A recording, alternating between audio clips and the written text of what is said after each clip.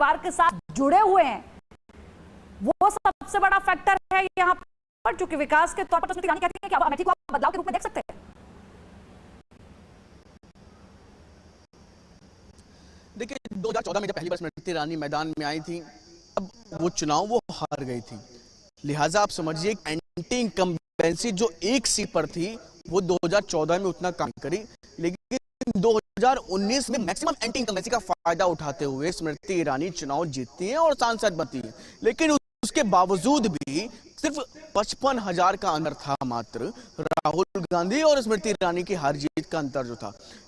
इस बार अब आप समझिए कि मैक्सिमम एंटी इनकम्बेंसी 2019 में पूरी हो चुकी है, वापस से ये जनता उसी तरफ रुख कर रही है जो मैक्सिमम आप समझिए कि जिन पार्टियों का गढ़ रहा है, जिन नेताओं के सहारे वो हमेशा रहे हैं, जिन नेताओं की वजह से जो तमाम चीज़ें यहाँ पर जो भी हैं बेहतर हैं वो नज़र आती हैं। तो लिहाजा आप समझिए कि ऐसे में जो तमाम जो चीज़ें हैं, एक काम जो स्मृति ईरानी ने अगर अमेठी के लिए किए वो अपनी जगह हैं, उनकी चर्चाएँ हो रही हैं, लोग ज़रूर चर्चा कर रहे हैं, लेकिन अमेठी के वोटर की बात करें तो उनका जो अपना पर्सनल कनेक्शन गांधी परिवार से रहा है, उस कनेक्शन को बीट कर पाना किसी भी नेता के लिए थोड़ा कठिन होता है। और लिहाजा 2019 के लोकसभा चुनाव के बाद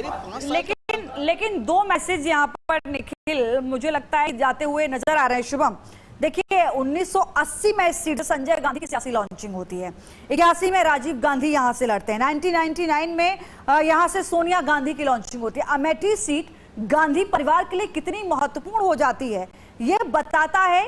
लेकिन इस बार गांधी परिवार से इतर पहली बार अमेठी में ऐसा होगा जब किसी चेहरे को यहां से अलग तौर पर गांधी परिवार से हटके किसी को मैदान में उतारा गया। तस्वीरें फिलहाल मथुरा से सामने आ रही हैं, आप हेमा मालिनी को देख रहे हैं, बड़ी जीत रुझानों में उनके साथ, और ऐसे में देखिए वो यहाँ पर दर्शन पूजन के लिए पहुंची हैं क्योंकि एक बार फिर से जनता का आशीर्वाद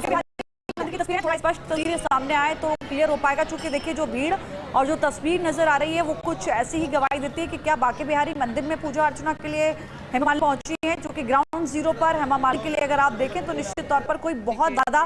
मुश्किल नहीं था। क्या कह रही है? मैं अभिषेक जी के घर में हूँ और इस वक्त बहुत अच्छा सा एक माहौल है यहाँ पर, और मुझे खुशी हो रही है कि हम बहुत अच्छी तरह से हमारी जीत हो रही है। तो मैं चाहूंगी कि पूरा देश का भी जीत हो जाए, हमारी तरफ से हमारी पार्टी की जीत हो जाए तो बहुत ही अच्छा हो जाएगा। That is my wish. इसी प्रार्थना के लिए मैं आया हूँ।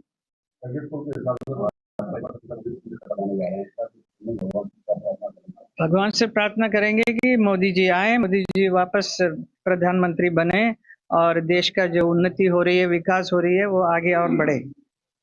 सोनिया गांधी ने कहा है कि जो एग्जिट पोल आए होंगे विभिन्न नतीजे देखने को मिलेंगे। अभी देखेंगे ना हम लोग, अभी वेट करेंगे, अभी थोड़ी रिजल्ट आ गया, तो still time is there, so everything will be fine. The Radha Raman ji will take care.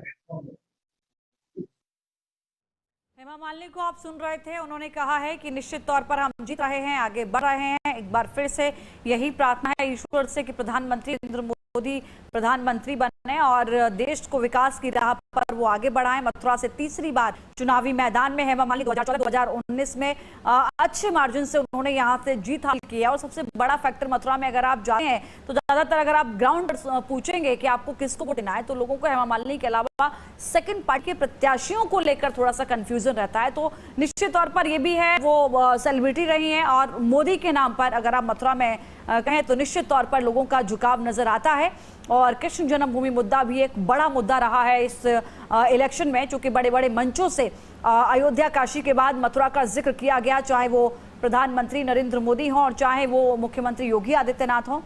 दो सहयोगी इस वक्त हमारे साथ जुड़े हुए हैं। शुभम, आप अमेठी के बारे में जिक्र कर रहे थे, सवाल यही कि पहली बार क्या ये मैसेज देने में कांग्रेस कामयाब होगी कि सिर्फ गांधी परिवार ही नहीं, स्मृति ईरानी के साथ जो अभी आंकड़े बता रहे हैं उसमें कार्यकर्ता भी लड़ने के लिए काफी, और यही मैसेज देने की कोशिश की गई थी कि स्मृति ईरानी के लिए जरूरी नहीं है कि कांग्रेस पार्टी राहुल गांधी को उतारे, हम एक कार्यकर्ता को उतारते हैं तो वो भी कड़ी फाइट दे सकता है स्मृति ईरानी को।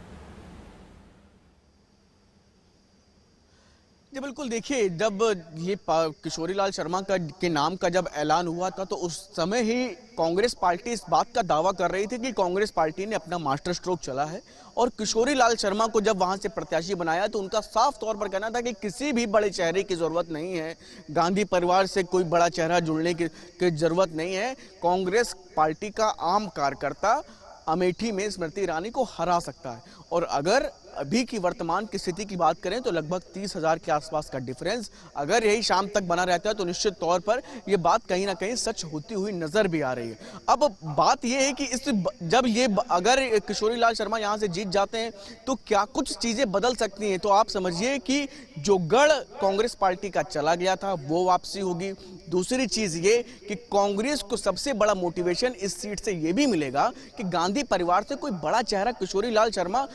जरूर नजदीक थे परिवार के, लेकिन परिवार का हिस्सा नहीं थे, लेकिन उनको भी लड़ाने के बाद कांग्रेस पार्टी अपने प्रत्याशी को यहां से जिता ले जाती है, वो भी सिटिंग एमपी जो मिनिस्टर है वो भी सरकार में है, मजबूत स्थिति में स्मृति ईरानी है सरकार में।